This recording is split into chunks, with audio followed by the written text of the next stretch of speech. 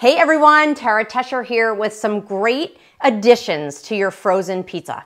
One of my favorite things to do is kind of doctor what you pick up at the supermarket. And a lot of times I wait until they go on sale and then I literally jam-pack my freezer with plain cheese pizzas so that when I'm in the mood for kind of that pizzeria flavor, I can customize it myself. All right, look how easy this is. So I already started here with my frozen cheese pizza.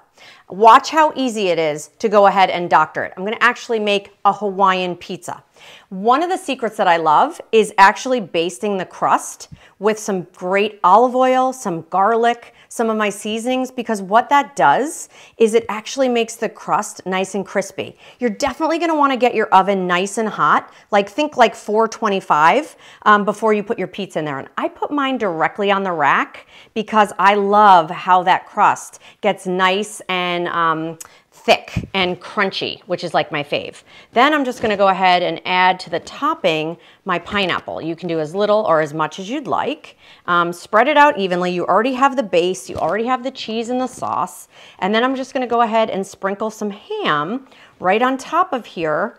And look how simple that is. A nice twist, kicked it up a little notch with a little garlic for that great Hawaiian pizza. All right, I'm gonna move that back because I wanna show you, take a peek right here at the finished one. So perfectly cooked all the way around the edges. And now you've taken a plain cheese pizza and you've reinvented it into a delicious taste of the islands.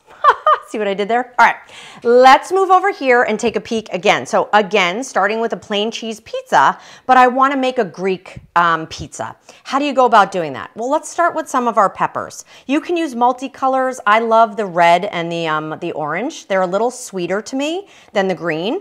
So I'm gonna start with that as my base. I'm gonna sprinkle on some onions, as little or as a lot as you'd like. A little or a lot. I like a lot. I'm gonna actually add my black olives because this is amazing. And then last but not least, all of those great flavors. You can't have a Greek pizza and not have feta. So we're gonna actually complement the mozzarella that's already on there with that great feta. All right, so there's my feta pizza. Put that in my oven up to 425 degrees. And then if that wasn't cool enough, we're gonna continue doctoring it. So here is my Greek pizza, already made. I'm gonna take a great balsamic glaze and drizzle that right on top. Oh, this is gourmet pizza, and no one needs to know that it started frozen and that you doctored it. It literally looks like what you would expect, and I'm just gonna top it with a little basil. All right, the last one, and one of the most unique ones, I think, and that's gonna be a breakfast pizza.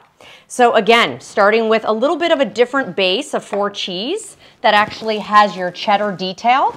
I have my cheddar cheese, I have my bacon, and last but not least, I have the eggs. So I already scrambled the eggs. I'm gonna go ahead and add those onto the top of the pizza. Again, as little as you want. You could also do egg whites if you wanted to. You don't have to do the full yolk if you don't want to. I do, personally. Hello. Then I'm gonna add my bacon. So I love the idea of breakfast pizzas because I don't think everybody thinks about it. And it, has all of your food groups in there. Let's top it with a little more cheddar cheese because if a little's good, a lot is better. You hear me say that all the time. And then look at this beautiful breakfast pizza that I have right here. So whether you're doing Greek, whether you're doing Hawaiian, or whether you're doing a breakfast pizza, these are simple tips to take something frozen and make it your own. Try it at home. I promise you, it's